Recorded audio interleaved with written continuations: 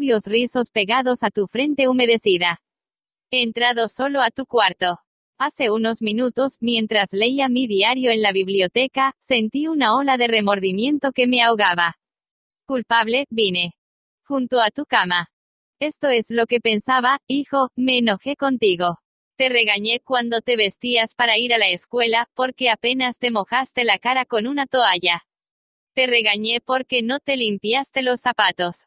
Te grité porque dejaste caer algo al suelo. Durante el desayuno te regañé también. Volcaste las cosas. Tragaste la comida sin cuidado. Pusiste los codos sobre la mesa. Untaste demasiado el pan con mantequilla. Y cuando te ibas a jugar y yo salía a tomar el tren, te volviste y me saludaste con la mano y dijiste, adiós papito.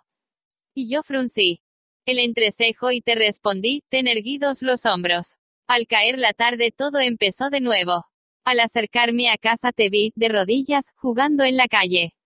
Tenías agujeros en las medias. Te humillé ante tus amiguitos al hacerte marchar a casa delante de mí. Las medias son caras, y si tuvieras que comprarlas tú, serías más cuidadoso. Pensar, hijo, que un padre diga eso. ¿Recuerdas, más tarde, cuando yo leía en la biblioteca y entraste tímidamente, con una mirada de perseguido? Cuando levanté la vista del diario, impaciente por la interrupción, vacilaste en la puerta. ¿Qué quieres? Ahora, te dije bruscamente. Nada respondiste, pero te lanzaste en tempestuosa carrera y me echaste los brazos al cuello y me besaste, y tus bracitos me apretaron con un cariño que Dios había hecho florecer en tu corazón y que ni aun el descuido ajeno puede agotar. Y luego te fuiste a dormir, con breves pasitos ruidosos por la escalera. Bien, hijo, poco después fue cuando se me cayó el diario de las manos y entró en mí un terrible temor. ¿Qué estaba haciendo de mí la costumbre? La costumbre de encontrar defectos, de reprender, esta era mi recompensa a ti por ser un niño. No era que yo no te amara, era que esperaba demasiado de ti, y medía según la vara de mis años maduros. Y hay tanto de bueno y de bello y de recto en tu carácter. Ese corazoncito tuyo es grande como el sol que nace entre las colinas. Así lo demostraste con tu espontáneo impulso de correr a besarme esta noche. Nada más que eso importa esta noche, hijo. He llegado hasta tu camita en la oscuridad, y me he arrodillado, lleno de vergüenza. Es una pobre explicación, sé que no comprenderías estas cosas si te las dijera cuando estás despierto. Pero mañana seré un verdadero papito. Seré tu compañero, y sufriré cuando sufras, y reiré cuando rías. Me morderé la lengua cuando esté por pronunciar palabras impacientes. No haré más que decirme como si fuera un ritual, no es más que un niño pequeñito. Temo haberte imaginado hombre. Pero al verte ahora, hijo, acurrucado, fatigado en tu camita, veo que eres un bebé todavía. Ayer estabas en los brazos de tu madre con la cabeza en su hombro. He pedido demasiado, demasiado. En lugar de censurar a la gente, tratemos de comprenderla. Tratemos de imaginarnos por qué hacen lo que hacen. Eso es mucho más provechoso y más interesante que la crítica, y de ello surge la simpatía, la tolerancia y la bondad. Saberlo todo es perdonarlo todo. Ya dijo el doctor Johnson, el mismo Dios, Señor, no se propone juzgar al hombre hasta el fin de sus días. Entonces, ¿por qué hemos de juzgarlo usted o yo? Regla 1. No critique, no condene ni se queje. 2. El gran secreto para tratar con la gente. Solo hay un medio para conseguir que alguien haga algo. ¿Se ha detenido usted alguna vez a meditar en esto? Sí, un solo medio. Y es el de hacer que el prójimo quiera hacerlo. Recuerde que no hay otro medio. Es claro que usted puede hacer que un hombre quiera entregarle su reloj, poniéndole un revólver en el pecho. Puede hacer también que un empleado le preste su cooperación, hasta que usted vuelva la espalda, si amenaza con despedirlo. Puede hacer que un niño haga lo que usted quiere si empuña un látigo o lo amenaza. Pero estos métodos tan crudos tienen repercusiones muy poco deseables. La única manera de conseguir que usted haga algo es darle lo que usted quiere. ¿Qué es lo que quiere? El famoso doctor Sigmund Freud, uno de los más distinguidos psicólogos del siglo XX, decía que todo lo que usted y yo hacemos surge de dos motivos, el impulso sexual y el deseo de ser grande. El profesor John Dewey, el más profundo filósofo de los Estados Unidos, formula la teoría con cierta diferencia. Dice el Dr. Dewey que el impulso más profundo de la naturaleza humana es el deseo de ser importante. Recuerde esta frase, el deseo de ser importante. Es muy significativa. La va a ver muy a menudo en este libro. ¿Qué es lo que quiere usted? No muchas cosas, pero las pocas que desea son anheladas con una insistencia que no admite negativas. Casi todos los adultos normales quieren. 1. La salud y la conservación de la vida. 2. Alimento. 3. Sueño. 4. Dinero y las cosas que compra el dinero. 5. Vida en el más allá. 6. Satisfacción sexual. 7. El bienestar de los hijos. 8. Un sentido de propia importancia. Casi todas estas necesidades se ven complacidas en la vida, todas, en verdad, menos una. Pero hay un anhelo casi tan profundo, casi tan imperioso como el deseo de alimentarse y dormir, y ese anhelo se ve satisfecho muy rara vez. Es lo que llama Freud, el deseo de ser grande. Es lo que llama Dewey, el deseo de ser importante. Lincoln empezó una vez una carta con estas palabras, a todo el mundo le agrada un elogio. William James dijo, el principio más profundo del carácter humano es el anhelo de ser apreciado. Véase que no habló del deseo, sino del anhelo de ser apreciado. Ahí tenemos una sed humana infalible y persistente, y los pocos individuos que satisfacen honestamente esta sed del corazón podrán tener a los demás en la palma de la mano, y hasta el sepulturero se apenará cuando mueran. El deseo de sentirse importante es una de las principales diferencias que distinguen a los hombres de los animales. Demos un ejemplo, cuando yo era niño, en una granja de Missouri, mi padre criaba cerdos Duroc Jersey y vacas Hereford de pedigree. Solíamos exhibir nuestros cerdos y vacas en las ferias de los condados y en las exposiciones de ganadería de todo el Medio Oeste. Obteníamos primeros premios por veintenas. Mi padre fijaba las cintas azules en un trozo de muselina blanca, y cuando llegaban amigos o visitantes a nuestra casa sacaba esa muselina y entre él y yo mostrábamos los premios. Los cerdos no se interesaban por las cintas que habían ganado. Pero mi padre sí. Estos premios le daban un sentido de importancia. Si nuestros antepasados no hubiesen sentido este ardiente anhelo de ser importantes, la civilización habría sido imposible. Sin él seríamos iguales que los animales. Este deseo de sentirse importante fue lo que llevó a un pobre empleado de una tienda de comestibles, un mozo sin recursos y sin educación, a estudiar unos libros de derecho que había encontrado en el fondo de un barril que con otros restos de una casa deshecha, comprara por 50 centavos. Quizá haya oído el lector hablar de este mozo. Se llamaba Lincoln. Este deseo de sentirse importante fue lo que inspiró a Dickens para escribir sus novelas inmortales. Este deseo inspiró a Sir Christopher Wren en el diseño de sus sinfonías de piedra. Este deseo hizo que Rockefeller reuniera millones y millones de dólares que jamás gastó. Y este mismo deseo hace que los hombres más ricos de cada ciudad construyan una casa demasiado amplia para sus necesidades. Este deseo hace que todos pretendamos vestir de acuerdo con la última moda, conducir el automóvil más reciente y hablar de nuestros hijos tan inteligentes.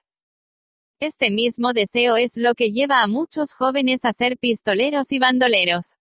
Casi todos los criminales jóvenes, dice P. Mulrooney, ex jefe de la policía de Nueva York, tienen un excesivo egoísmo, y su primer pedido después de ser arrestados es que les lleven esos perniciosos periódicos en que se los pinta como héroes. La perspectiva de cumplir una condena parece remota en tanto el criminal puede extasiarse ante una fotografía suya que comparte las páginas con las de famosos deportistas, estrellas del cine y la televisión, y políticos. Si usted me dice cómo satisface sus deseos de ser importante, le diré que es usted. Eso es lo que determina su carácter. Es la cosa más significativa que hay en usted. Por ejemplo, John D. Rockefeller satisfacía su deseo de importancia dando dinero para que se levantara un hospital moderno en Pekín, China, a fin de atender a millones de pobres a quienes no había visto jamás ni jamás vería. Dillinger, en cambio, se sentía importante como bandido, asaltante de bancos y asesino. Cuando los agentes federales lo perseguían, penetró en una granja de Minnesota y exclamó: "Soy Dillinger". Estaba orgulloso de ser el enemigo público número uno. Sí, la diferencia significativa que se advierte entre Dillinger y Rockefeller es la forma en que satisfacían sus deseos de ser importantes. La historia chispea con divertidos ejemplos de personas famosas que lucharon por dar satisfacción a sus deseos de importancia. El mismo George Washington quería ser llamado, su poderío, el presidente de los Estados Unidos, y Colón reclamaba el título de almirante del océano y virrey de las Indias. Catalina la Grande se negaba a abrir cartas que no estuvieran dirigidas a Su Majestad Imperial, y la señora de Lincoln, en la Casa Blanca, se volvió una vez hacia la señora de Grant como una tigresa, y gritó: "¿Cómo se atreve usted a sentarse en mi presencia sin que la haya invitado a hacerlo?". Nuestros millonarios ayudaron al almirante Byrd a financiar su expedición al Antártico en 1928 con la condición de que caletas y montañas heladas fuesen bautizadas con sus nombres, y Víctor Hugo aspiraba a que la ciudad de París, nada menos, fuera rebautizada con su nombre. Hasta Shakespeare, grande entre los grandes, trató de agregar brillo a su nombre procurándose un escudo de nobleza para su familia. Hay personas que se convierten en inválidos para obtener simpatía y atención y satisfacer así sus deseos de importancia. Por ejemplo, tomemos a la señora McKinley. Se sentía importante al obligar a su esposo, el presidente de los Estados Unidos, a descuidar importantes asuntos de Estado para reclinarse junto a su cama, un brazo en torno a su cuerpo, hasta que la hiciera dormir.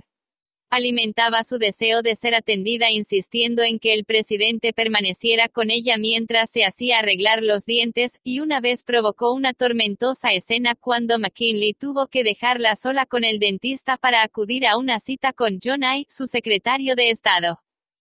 La escritora Mary Roberts Rinehart me contaba una vez el caso de una mujer joven, inteligente, vigorosa, que quedó postrada en cama a fin de satisfacer sus deseos de sentirse importante. Un día, relata la señora Rinehart, esta mujer se vio obligada a afrontar algo, acaso su edad y el hecho de que nunca se casaría. Contempló los años solitarios que tenía por delante, y en lo poco que le quedaba por esperar. Se metió en cama, y durante 10 años su anciana madre subió y bajó escaleras para cuidarla, alimentarla, atenderla, en su habitación de un tercer piso.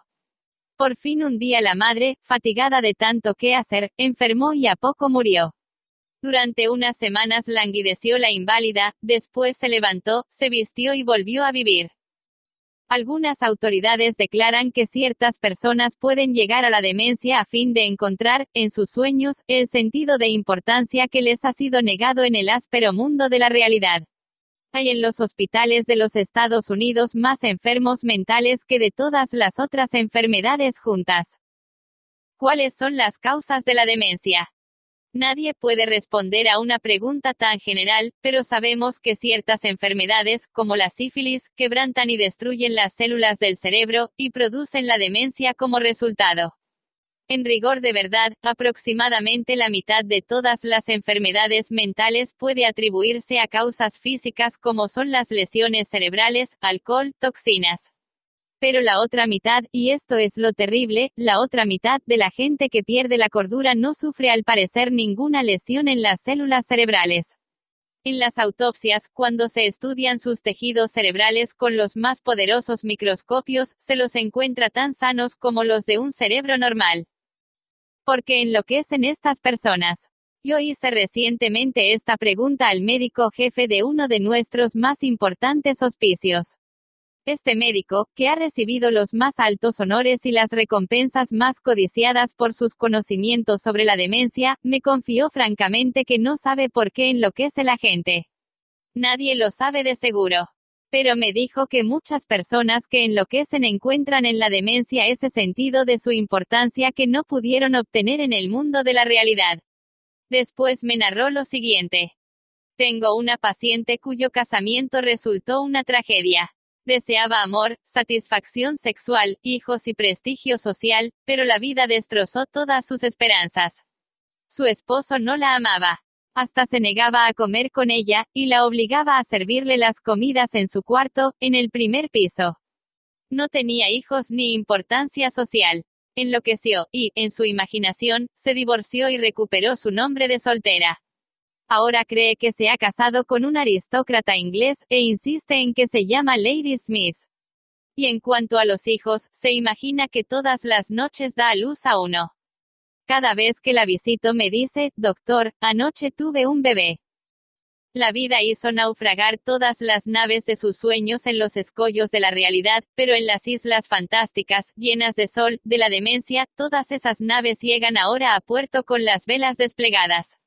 Tragedia. Pues no lo sé. Su médico me dijo, si pudiese estirar una mano y devolverle la cordura, no lo haría. Es mucho más feliz tal como está. Si algunas personas tienen tanta sed de importancia que llegan a la demencia, imaginemos los milagros que usted o yo podremos lograr si damos al prójimo una honrada apreciación de su importancia, del otro lado de la demencia. Una de las primeras personas en el mundo norteamericano de los negocios a la que se le pagó un salario anual de más de $1 millón cuando no había impuesto a los ingresos y una persona que ganaba $50 a la semana podía vivir muy bien, fue Charles Schwab. Andrew Carnegie lo había elegido para ser el primer presidente de la recién formada United States Steel Company, en 1921, cuando Schwab tenía solo 38 años de edad. Posteriormente Schwab partió de U.S. Steel para hacerse cargo de la Bethlehem Steel Company, en ese momento cargada de problemas, y la reconstruyó hasta volverla una de las compañías de mejor balance en el país. Porque pagaba Andrew Carnegie a Charles Schwab más de $1 millón por año, o sea unos $3,000 por día. ¿Por qué? ¿Acaso porque Schwab era un genio? No. Porque sabía más que los otros técnicos acerca de la fabricación del acero. Tampoco. Charles Schwab me ha confesado que trabajaban con él muchos hombres que sabían considerablemente más que él acerca de la fabricación del acero. Schwab aseguraba que se le pagaba ese sueldo sobre todo por su capacidad para tratar con la gente. Le pregunté cómo hacía. Voy a dar su secreto, en sus mismas palabras, palabras que deberían ser grabadas en bronce y fijadas en todos los hogares y escuelas, en todas las tiendas y oficinas del país, palabras que los niños deberían recordar de memoria, en lugar de esforzarse por saber la conjugación de verbos latinos o la cifra de la lluvia anual en el Brasil, palabras que transformarán su vida, lector, y la mía, por poco que las escuchemos. Considero, dijo Schwab, que el mayor bien que poseo es mi capacidad para despertar entusiasmo entre los hombres, y que la forma de desarrollar lo mejor que hay en el hombre es por medio del aprecio y el aliento. Nada hay que mate tanto las ambiciones de una persona como las críticas de sus superiores. Yo jamás critico a nadie. Creo que se debe dar a una persona un incentivo para que trabaje. Por eso siempre estoy deseoso de ensalzar, pero soy remiso para encontrar defectos. Si algo me gusta, soy caluroso en mi aprobación y generoso en mis elogios. Esto es lo que hacía Schwab. Pero, ¿qué hace la persona común? Precisamente lo contrario. Si alguna cosa no le gusta, arma un escándalo. Si le gusta, no dice nada. En mi amplia relación con la vida, en mis encuentros con muchos grandes personajes en diversas partes del mundo, declaró Schwab, no he encontrado todavía la persona, por grande que fuese o elevada a sus funciones, que no cumpliera mejor trabajo y realizara mayores esfuerzos dentro de un espíritu de aprobación que dentro de un espíritu de crítica. Esa fue, agregó francamente, una de las principales razones del notable éxito de Andrew Carnegie. Carnegie elogiaba a sus semejantes en público y en privado. Carnegie quiso elogiar a sus ayudantes hasta después de muerto. Para su tumba escribió un epitafio que decía, aquí yace un hombre que supo cómo rodearse de hombres más hábiles que él. La apreciación sincera fue uno de los secretos del buen éxito de Rockefeller en su trato con la gente. Por ejemplo, cuando uno de sus socios, Edward T. Bedford cometió un error e hizo perder a la firma $1 millón con una mala compra en América del Sur. John D. pudo haberlo criticado, pero sabía que Bedford había procedido según sus mejores luces, y el incidente quedó en nada. Pero Rockefeller encontró algo que elogiar, felicitó a Bedford porque había podido salvar el 60% del dinero invertido. Espléndido, dijo Rockefeller. No siempre nos va tan bien en mi despacho. Tengo entre mis recortes una historia que sé que nunca sucedió, pero la repetiré porque ilustra una verdad. Según esta fantasía, una mujer granjera, al término de una dura jornada de labor, puso en los platos de los hombres de la casa nada más que heno. Cuando ellos, indignados, le preguntaron si se había vuelto loca, ella replicó: ¿y cómo iba a saber que se darían cuenta? Hace 20 años que cocino para ustedes, y en todo ese tiempo nunca me dieron a entender que lo que comían no era heno. Hace unos años se hizo un estudio sociológico entre esposas que habían abandonado sus hogares, y ¿cuál creen que fue la razón principal que dieron para haber tomado su decisión? Falta de aprecio. Si se hiciera un estudio similar entre maridos que han huido de sus casas, creo que se llegaría a la misma conclusión. Con frecuencia damos tan por sentada la presencia de nuestro cónyuge que nunca le manifestamos nuestro aprecio. Un miembro de una de nuestras clases nos habló de un pedido que le había hecho su esposa. Ella y un grupo de mujeres de su parroquia habían iniciado un programa de automejoramiento. Le pidió a su marido que la ayudara haciéndole una lista de 6 cosas que creyera que ella podía hacer para ser una mejor esposa. Nos dijo. El pedido me sorprendió. Francamente, me habría sido fácil enumerar 6 cosas que me habría gustado ver cambiar en ella, y estoy seguro de que ella podría haber hecho una lista de 1.000.000 de cosas que querría cambiar en mí, pero no lo hice. Le dije, déjame pensarlo y te daré una respuesta. Mañana. Al día siguiente me levanté muy temprano y llamé al florista, y le pedí que le mandara 6 rosas rojas a mi esposa con una nota diciendo, no. Se me ocurren 6 cosas que querría que cambies. Te amo tal como eres. Cuando llegué a casa esa tarde, ¿quién creen que me recibió en la puerta? Exacto, mi esposa. Estaba al borde de las lágrimas. No necesito decir que me felicité por no haberla criticado como me lo había pedido. El domingo siguiente en la iglesia, después de que ella hubo informado del resultado de su tarea, varias mujeres del grupo se me acercaron y me dijeron, fue el gesto más tierno del que tenga noticias. Entonces comprendí cuál era el poder del aprecio. Florence Ziegfeld, el más espectacular de los empresarios teatrales que ha habido jamás en Broadway, conquistó su reputación gracias a su sutil habilidad para glorificar a la joven norteamericana. Una vez tras otra elegía a alguna joven en quien nadie se fijaba y la transformaba en el escenario en una resplandeciente visión de misterio y seducción. Como conocía el valor del aprecio y la confianza, hacía que las mujeres se sintieran bellas por el solo poder de su galantería y su consideración. Era, además, un hombre práctico, aumentó el sueldo de las coristas desde $30 por semana hasta una cifra que a veces llegaba a 175. Y también era caballeresco, en las noches de estreno en el Follies enviaba telegramas a las estrellas del reparto y hermosas rosas a todas las chicas del coro. Yo sucumbí una vez a la moda del ayuno y pasé 6 días y sus noches sin comer. No fue difícil, tenía menos hambre al fin del 6.º día que al fin del 2.º. Pero yo y usted conocemos personas que pensarían haber cometido un crimen si dejaran a sus familias o sus empleados 6 días sin comer, pero los dejan estar 6 días, y 6 semanas, y a veces 60 años, sin darles jamás una muestra calurosa de esa apreciación que anhelan casi tanto como anhelan el alimento. Cuando Alfred Lund, uno de los grandes actores de su época, desempeñó el papel principal en Reunión de Viena, declaró, nada hay que yo necesite tanto como alimento para mi propia estima. Alimentamos los cuerpos de nuestros hijos y amigos y empleados, pero muy raras veces alimentamos su propia estima. Les damos carne y papas para que tengan energía, pero descuidamos darles amables palabras de aprecio que cantarían durante años en su recuerdo. Paul Harvey, en una de sus transmisiones radiales, El resto de la historia, cuenta cómo una apreciación sincera puede cambiar la vida de una persona.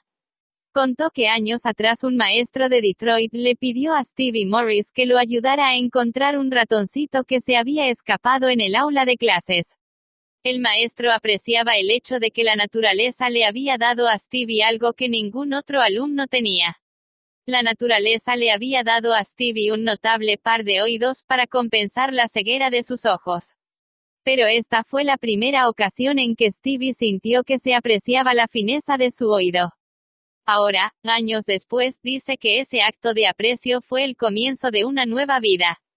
Desde aquel entonces desarrolló su don del oído hasta volverse, bajo el nombre artístico de Stevie Wonder, uno de los grandes músicos populares de la década de 1970.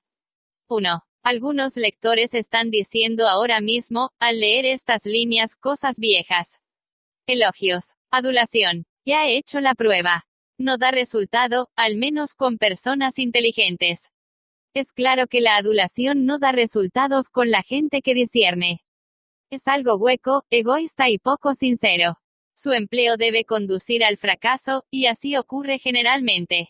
Aunque no faltan personas tan hambrientas, tan sedientas de que se les muestre aprecio, que tragan cualquier cosa, así como un hombre hambriento puede comer hierbas y lombrices. Hasta la reina Victoria era susceptible a la adulación. El primer ministro Benjamín Disraeli confesó que cuando trataba con la reina empleaba abundantemente esa adulación. Pero Disraeli era uno de los hombres más corteses, diestros y capaces que han gobernado jamás el extenso imperio británico. Era un genio. Lo que para él daba resultados quizá no lo dé para usted o para mí. A la larga, la adulación hace más mal que bien. La adulación es falsa y, como el dinero falso, nos pone eventualmente en aprietos si queremos hacerla. Circular. La diferencia entre la apreciación y la adulación es muy sencilla. Una es sincera y la otra no. Una procede del corazón, la otra sale de la boca. Una es altruista, la otra egoísta. Una despierta la admiración universal, la otra es universalmente condenada. Hace poco vi un busto del general Obregón en el Palacio de Chapultepec, en México. Bajo el busto están grabadas estas sabias palabras de la filosofía del general Obregón: no temas a los enemigos que te atacan. Teme a los amigos que te adulan. No recomiendo la adulación. Lejos de ello. Hablo de una nueva forma de vivir. Permítaseme repetirlo. Hablo de una nueva forma de vivir. El rey Jorge V tenía un juego de 6 máximas en las paredes de su estudio en el Palacio de Buckingham. Una de esas máximas rezaba: enséñame a no hacer ni recibir elogios baratos. Eso es la adulación, elogio barato. Una vez leí una definición de la adulación que vale la pena reproducir: adular es decir a la otra persona lo que se piensa de uno mismo. Emplea el lenguaje que quieras, dijo Ralph Waldo Emerson, y nunca podrás expresar sino lo que eres. Si lo que debiéramos hacer fuera solo emplear la adulación, el mundo entero aprendería a hacerlo enseguida y todos seríamos peritos en relaciones humanas. Cuando no estamos dedicados a pensar acerca de algún problema específico, solemos pasar el 95% de nuestro tiempo pensando en nosotros mismos. Pero si dejamos de pensar en nosotros mismos por un rato y comenzamos a pensar en las buenas cualidades del prójimo, no tendremos que recurrir a la adulación, tan barata y tan falsa que se la conoce apenas sale de los labios. Una de las virtudes más descuidadas de nuestra existencia cotidiana es la apreciación. De un modo u otro, descuidamos elogiar a nuestro hijo o hija cuando trae una buena nota de la escuela, y rara vez alentamos a nuestros hijos cuando logran hornear una torta o construir una casita para pájaros.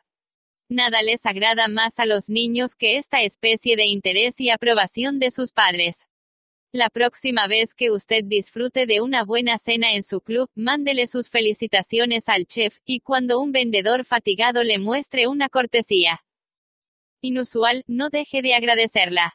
Todo sacerdote, conferencista u orador público sabe lo descorazonador que resulta entregarse a un público y no recibir de éste ningún comentario apreciativo.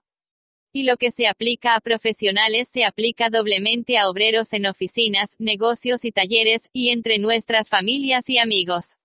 En nuestras relaciones interpersonales nunca deberíamos olvidar que todos nuestros interlocutores son seres humanos, y como tales hambrientos de apreciación.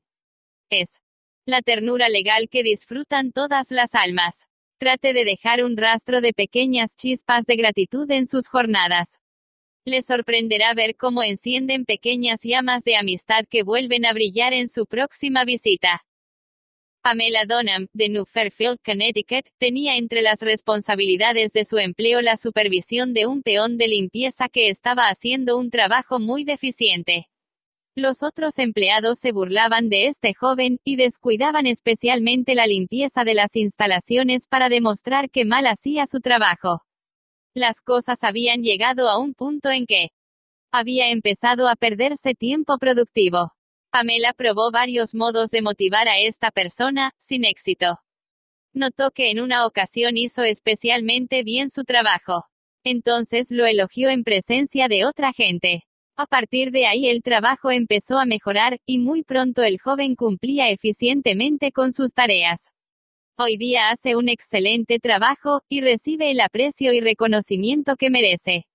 La apreciación honesta logró resultados allí donde la crítica y el ridículo habían fallado. Herir a la gente no solo no la cambia, sino que es una tarea que nadie nos agradecerá. Hay un viejo dicho que yo he escrito en una hoja y pegado en el espejo del baño, donde lo veo todos los días. Pasaré una sola vez por este camino, de modo que cualquier bien que pueda hacer o cualquier cortesía que pueda tener para con cualquier ser humano, que sea ahora. No la dejaré para mañana, ni la olvidaré, porque nunca más volveré a pasar por aquí. Emerson dijo, todo hombre que conozco es superior a mí en algún sentido. En ese sentido, aprendo de él. Si así sucedía con Emerson, no es probable que lo mismo sea 100 veces más cierto en su caso, o en el mío. Dejemos de pensar en nuestras realizaciones y nuestras necesidades. Tratemos de pensar en las buenas cualidades de la otra persona. Olvidemos entonces la adulación. Demos prueba de una apreciación honrada, sincera, de esas cualidades. Seamos calurosos en la aprobación y generosos en el elogio, y la gente acogerá con cariño nuestras palabras y las atesorará y las repetirá toda una vida, años después de haberlas olvidado nosotros. Regla 2. Demuestre aprecio honrado y sincero. 3. Quien puede hacer esto tiene al mundo entero consigo, quien no puede, marcha solo por el camino. Yo iba a pescar al estado de Maine todos los veranos. Personalmente, me gustan sobremanera las fresas con crema, pero por alguna razón misteriosa los peces prefieren las lombrices. Por eso, como cuando voy de pesca no pienso en lo que me gusta a mí, sino en lo que prefieren los peces, no cebo el anzuelo con fresas y crema. En cambio, balanceo una lombriz o saltamontes frente al pez y le digo, ¿te gustaría comer esto? ¿Por qué no proceder con igual sentido común cuando se pesca a la gente? Así procedía Lloyd George, primer ministro inglés durante la Primera Guerra Mundial. Cuando alguien le preguntó cómo había conseguido continuar en el poder después de que todos los demás jefes de la guerra, Wilson, Orlando, Clemenceau, habían desaparecido en el olvido, respondió que si se podía atribuir su permanencia en la cumbre a alguna cosa, era probablemente al hecho de que había aprendido que era necesario poner en el anzuelo el cebo capaz de satisfacer al pez. ¿Por qué hablar de lo que necesitamos o deseamos?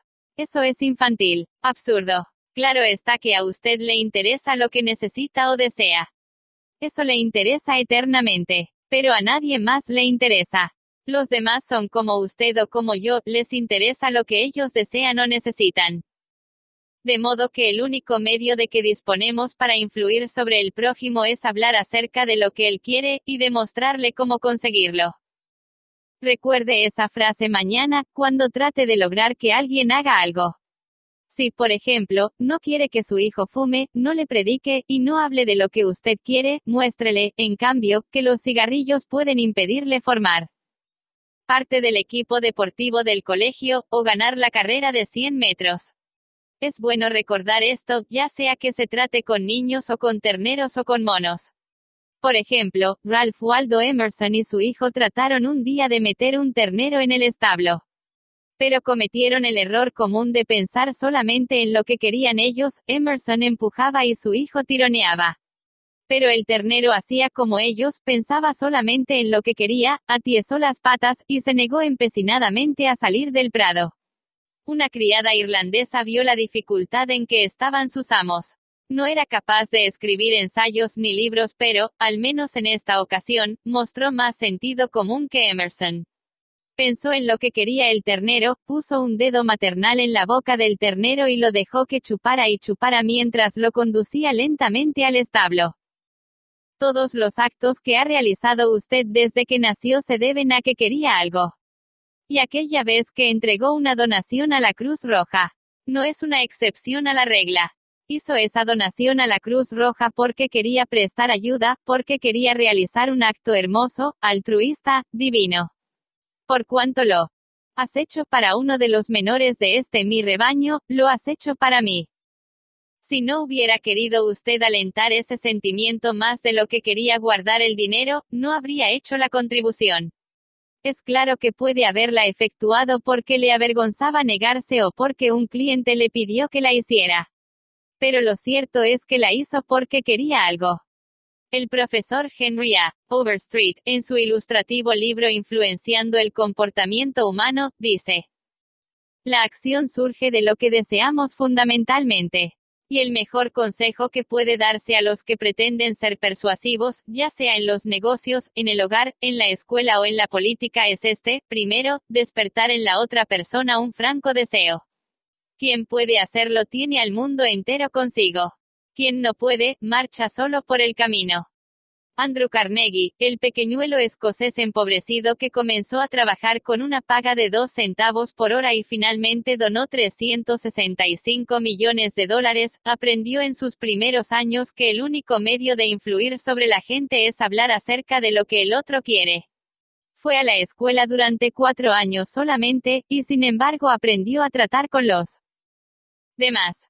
Para ilustrar, su cuñada se hallaba preocupadísima por sus 2 hijos, que estudiaban en Yale, pues tan ocupados estaban en sus cosas, que no escribían a casa y no prestaban atención a las frenéticas cartas de la madre.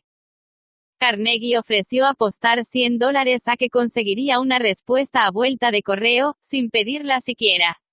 Alguien aceptó el reto. Carnegie escribió entonces a sus sobrinos una carta chacotona, en la que mencionaba como al pasar, en una postdata, el envío de $5 para cada sobrino. Pero no adjuntó el dinero. A vuelta de correo llegaron respuestas que agradecían al querido tío Andrew, su atenta carta y ya sabe usted el resto. Otro ejemplo de persuasión proviene de Stan Novak, de Cleveland, Ohio, un participante de nuestro curso. Una noche Stan volvió a casa del trabajo e encontró a su hijo menor, Tim, pataleando y gritando en el piso de la sala. Al día siguiente debía empezar el jardín de infantes, y ahora protestaba diciendo que no iría. La reacción normal de Stan habría sido ordenarle al niño que fuera a su cuarto, y recomendarle que se hiciera a la idea de ir de todos modos. No le habría dejado alternativa. Pero, al reconocer que esto no ayudaría a Tim a iniciar con la mejor disposición su carrera escolar, Stan se detuvo a pensar: si yo fuera Tim, ¿qué podría gustarme en el jardín de infantes? Junto con su esposa, hicieron una lista de todas las cosas divertidas que haría Tim, como pintar con los dedos, cantar canciones, jugar con amigos nuevos, etc. Después pasó a la acción. Todos empezamos a pintar con los dedos en la mesa de la cocina, mi esposa Lil, mi otro hijo Bob, y yo mismo, y nos divertimos mucho. Al poco rato asomó Tim a espiar. De inmediato, nos rogó que lo dejáramos participar. Bob, no tienes que ir al jardín de infantes a aprender a pintar con los dedos. Con todo el entusiasmo que pude reunir, seguí adelante con la lista, hablándole en términos que pudiera entender, explicándole todo lo bueno que haría en el jardín de infantes. A la mañana siguiente fui el primero en levantarme. Bajé y encontré a Tim profundamente dormido en el sillón de la sala. ¿Qué estás haciendo aquí?, le pregunté. Estoy esperando para ir al jardín de infantes. No quiero llegar tarde. El entusiasmo de toda la familia había despertado en Tim la ansiedad por iniciar las clases, mucho más de lo que podría haberlo hecho la más persuasiva de las conversaciones. Mañana querrá usted persuadir a alguien de que haga algo. Antes de hablar, haga una pausa y pregúntese cómo puedo lograr que quiera hacerlo. Esa pregunta impedirá que nos lancemos impetuosamente a hablar inútilmente de todos nuestros deseos. En una época yo arrendaba el gran salón de baile de cierto hotel de Nueva York 20 noches por temporada, a fin de realizar una serie de conferencias. Al comenzar una temporada se me informó repentinamente que tendría que pagar casi el triple de alquiler. Esta noticia me llegó después de impresas y distribuidas las entradas, y hechos todos los anuncios. Naturalmente, yo no quería pagar ese aumento, pero ¿de qué me valdría hablar a la gerencia del hotel de lo que yo quería? Solo les interesaba lo que querían ellos.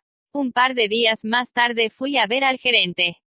Quedé algo sorprendido cuando recibí su carta, dije, pero no me quejo. Si yo hubiera estado en su situación, es probable que habría escrito una carta similar. Su deber, como gerente del hotel, es realizar todos los beneficios posibles. Si no procede así, lo despedirán, como es lógico. Pero tomemos un papel y escribamos las ventajas y desventajas que resultarán para el hotel si insiste en este aumento del alquiler. Tomé entonces una hoja de papel, tracé una línea por el medio, y encabecé una columna con la palabra ventajas, y la otra con desventajas. Bajo el título de ventajas, escribí estas palabras, salón de baile libre. Luego dije, tendrán ustedes la ventaja de quedarse con el salón de baile para alquilarlo para bailes y convenciones. Es una gran ventaja, porque esas funciones le rendirán mucho más dinero del que pueden conseguir con una serie de conferencias. Si comprometen el salón por 20 noches en el curso de la temporada, es casi seguro que perderán algunos negocios muy provechosos. Ahora, agregué, consideremos las desventajas. Primero, en lugar de aumentar sus ingresos por lo que yo les pague, verán ustedes que disminuyen. En realidad, los van a perder del todo, porque no puedo pagar el alquiler que me piden. Me veré obligado a efectuar estas conferencias en algún otro local. Y además otra desventaja para ustedes. Estas conferencias atraen multitudes de personas educadas y cultas. Se trata, pues, de una buena propaganda, ¿verdad? Lo cierto es que si gastaran ustedes $5,000 en anuncios periodísticos no conseguirían atraer al hotel tanta gente como la que viene a estas conferencias. Esto vale mucho para el hotel, ¿verdad? Mientras hablaba escribí estas dos desventajas, bajo el título correspondiente, y entregué la hoja de papel al gerente, diciéndole, deseo que estudie cuidadosamente las ventajas y las desventajas que van a resultar para el hotel de esta decisión, y que después me haga conocer su resolución definitiva. Al día siguiente recibí una carta en que se me informaba que mi alquiler aumentaría solo en 50% en lugar del 300%. Recuérdese que obtuve esta reducción sin decir una palabra de lo que yo quería. No hablé más que de lo que quería el hotel, y cómo podría lograrlo. Supongamos que yo hubiese procedido en la forma humana, natural, que hubiera entrado violentamente en la oficina del gerente para decirle, ¿qué es esto de aumentarme el alquiler en 300% cuando sabe que ya se han impreso y repartido las entradas, y efectuado todos los anuncios? 300%. Absurdo. No lo voy a pagar. ¿Qué habría ocurrido entonces? Sencillamente, que habría comenzado una discusión, y ya se sabe cómo terminan las discusiones. Aunque yo hubiese convencido al gerente de su error, su orgullo habría hecho difícil que cediera. Veamos uno de los mejores consejos que jamás se han dado en cuanto al arte de las relaciones humanas. Si hay un secreto del éxito, dijo Henry Ford, reside en la capacidad para apreciar el punto de vista del prójimo y ver las cosas desde ese punto de vista así como del propio. Tan bueno es el consejo, que quiero repetirlo, si hay un secreto del éxito. Reside en la capacidad para apreciar el punto de vista del prójimo y ver las cosas desde ese punto de vista así como del propio. Es tan sencillo, tan evidente, que cualquiera debería apreciar a primera vista la verdad que encierra, sin embargo el 90% de la gente de la Tierra lo ignora el 90% de las veces. Un ejemplo. Estudie las cartas que llegan a su escritorio mañana por la mañana y verá que casi todas ellas violan esta norma de sentido común. Veamos esta carta, escrita por el jefe del departamento de radio de una agencia de publicidad que tiene sucursales en todo el continente. Esta carta fue enviada a los gerentes de estaciones locales de radio en todo el país. He fijado, entre paréntesis, mis reacciones ante cada párrafo. Señor fulano de tal ciudad de cual, Indiana 46070. Estimado señor fulano, la compañía tal desea conservar su posición como principal agencia publicitaria en el terreno radiotelefónico. ¿A quién le interesa lo que desea su compañía? A mí me preocupan mis problemas. El banco va a ejecutar la hipoteca sobre mi casa, el jardín está lleno de plagas, el mercado de valores bajó ayer, perdí el tren de las 8:15 esta mañana, no me invitaron anoche al baile de los Pérez, el médico me dijo que tengo mucha presión arterial y neuritis y caspa. Y bien, ¿qué ocurre? Llego esta mañana a la oficina, preocupado, abro mi correspondencia, y me encuentro con un señor engreído que desde Nueva York se dedica a cacarear sobre lo que desea su compañía. Bah, si se diera cuenta de la impresión que hace esta carta, abandonaría el ramo de publicidad y se dedicaría a criar ovejas. Los contratos nacionales de publicidad de esta agencia fueron el baluarte de la primera cadena radiotelefónica. En los años sucesivos hemos ocupado en todas las estaciones más tiempo publicitario que cualquier otra agencia. Son ustedes ricos y poderosos y están en la cima, ¿verdad? ¿Y qué? A mí no me interesa para nada que sean ustedes tan grandes como la General Motors y la General Electric y el Estado Mayor del Ejército, todos juntos. Si usted, señor, tuviera un asomo de sentido común habría comprendido que a mí me interesa cuán grande soy yo, y no ustedes. Toda esta charla sobre sus enormes triunfos me hace sentir pequeño y carente de importancia. Deseamos atender a nuestros clientes con la última palabra sobre información relativa a estaciones radiotelefónicas. Ustedes, borrico. No me interesa lo que desea usted, ni lo que desea el presidente de los Estados Unidos. Escuche de una vez por todas, me interesa lo que yo deseo, y de eso no ha dicho una sola palabra en toda la carta.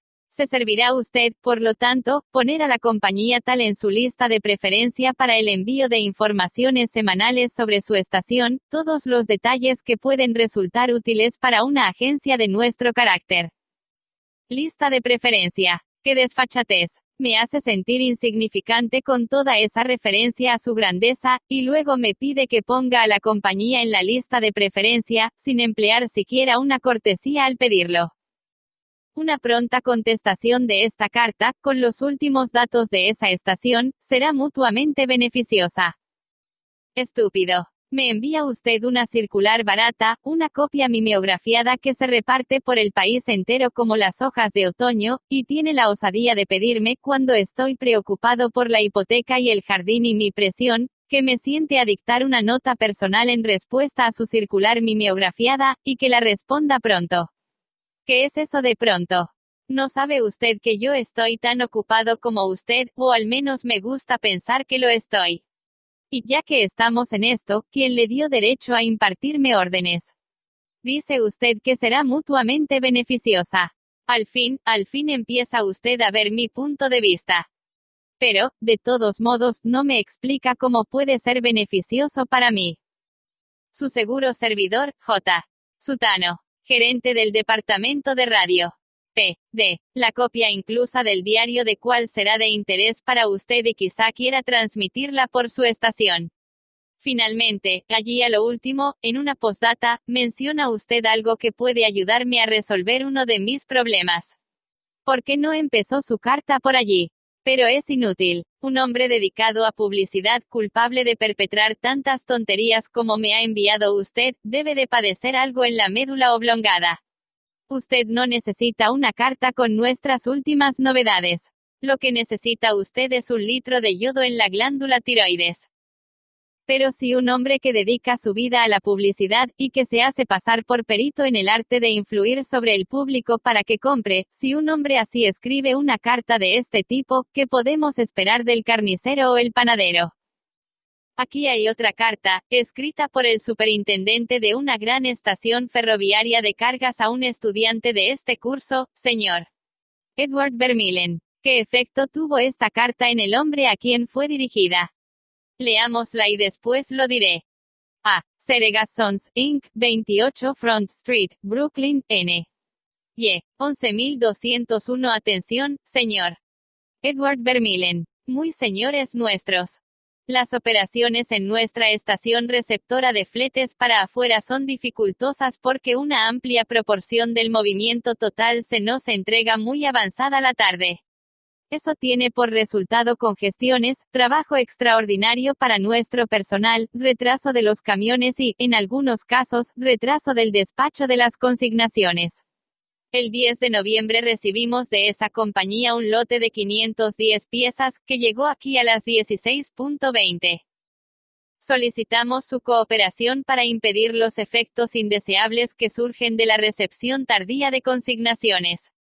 Nos permitimos solicitar que, en los días en que envíen ustedes un volumen de mercadería como el que se recibió en la fecha mencionada, realicen ustedes un esfuerzo para hacer llegar más temprano el camión o entregarnos parte de la carga por la mañana.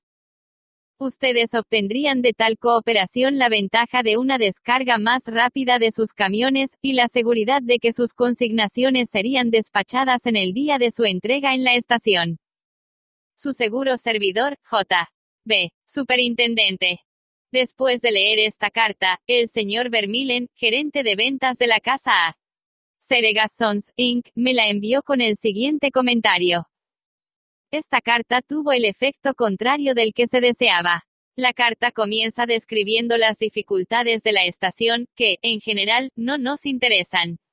Se pide luego nuestra cooperación, sin pensar en los inconvenientes que eso puede causarnos, y por fin, en el último párrafo, se menciona el hecho de que si cooperamos podremos obtener la descarga más rápida de nuestros camiones, y la seguridad de que nuestros envíos serán despachados en la fecha de su entrega en la estación.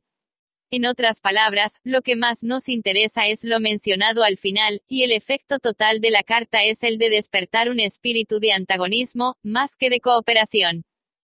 Veamos si podemos escribir mejor esta carta.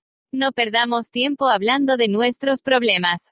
Según aconseja Henry Ford, comprendamos el punto de vista de la otra persona y veamos las cosas desde ese punto de vista así como del nuestro. Demos una muestra de la carta revisada. Quizá no sea la mejor, pero no es mejor que el original. Señor Edward Vermeulen. C.O.A. Seregas Sons, Inc., 28 Front Street, Brooklyn, N. Y. 11201. Estimado señor Vermeulen, su compañía es uno de nuestros buenos clientes desde hace 14 años. Naturalmente, agradecemos sobremanera ese patrocinio y ansiamos darle el servicio veloz y eficiente que merece. Lamentamos decir, sin embargo, que no nos es posible hacerlo cuando sus camiones nos hacen llegar una gran partida de mercadería en las últimas horas de la tarde, como ocurrió el 10 de noviembre.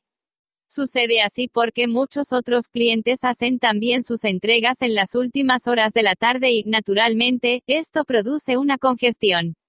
Como resultado de ello, sus camiones quedan inevitablemente detenidos en la estación, y a veces hasta se retrasa el envío de las mercancías al interior. Esta es una grave dificultad. ¿Cómo se puede evitar? Haciendo sus entregas en la estación por la mañana cuando les sea posible.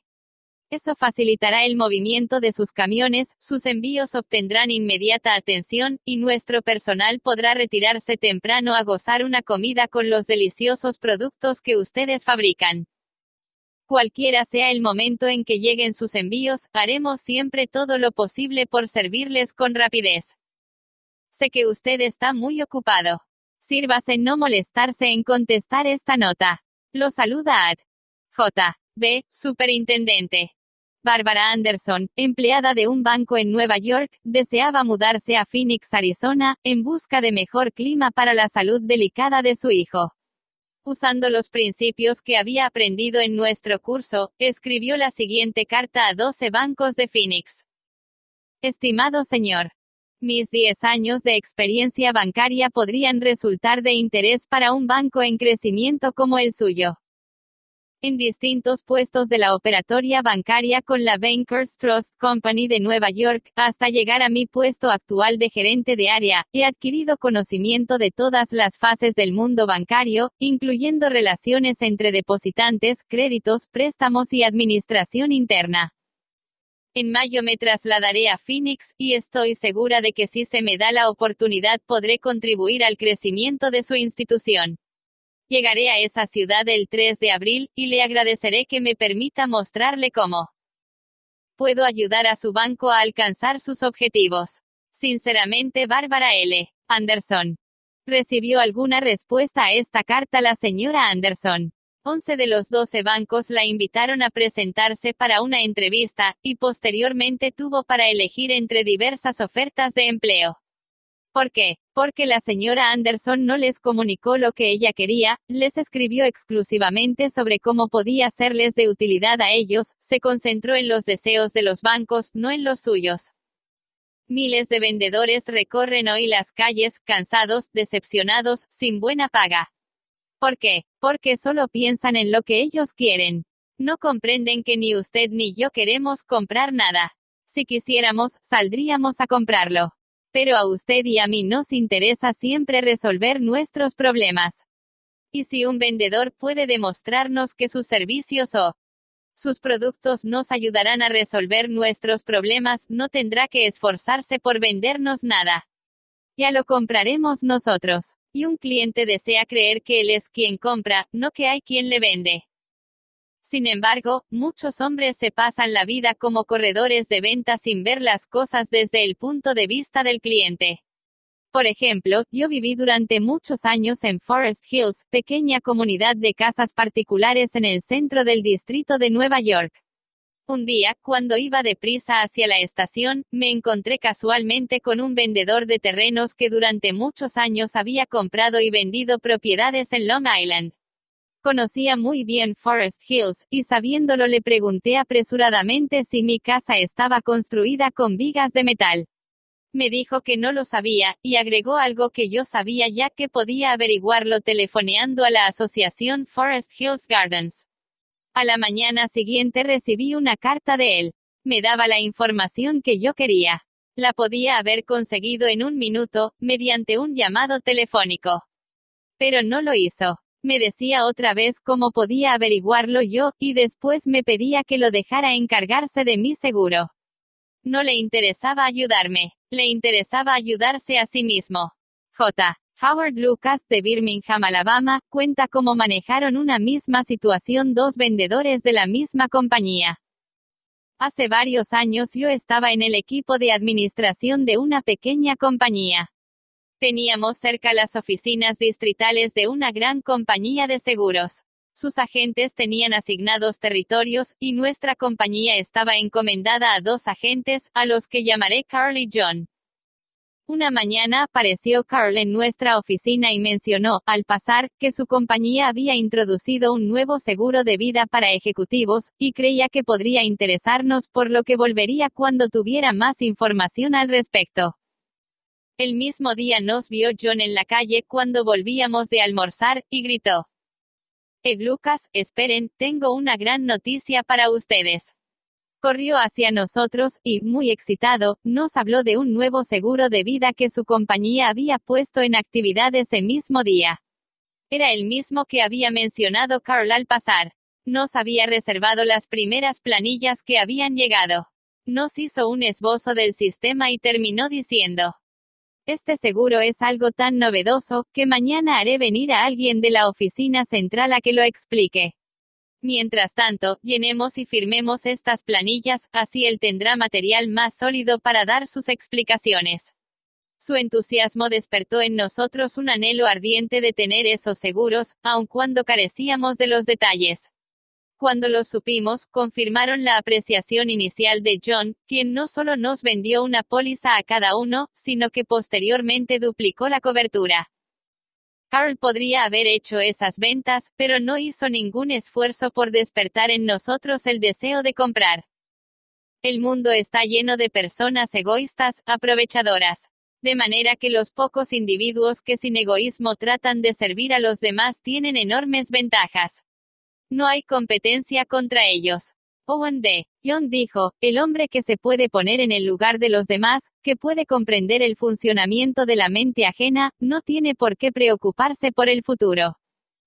Si por leer este libro gana usted una sola cosa, una creciente tendencia a pensar siempre según el punto de vista de la otra persona, y ver las cosas desde ese ángulo, si usted consigue tan solo eso de este libro, bien podrá decir que ha subido un peldaño más en su carrera.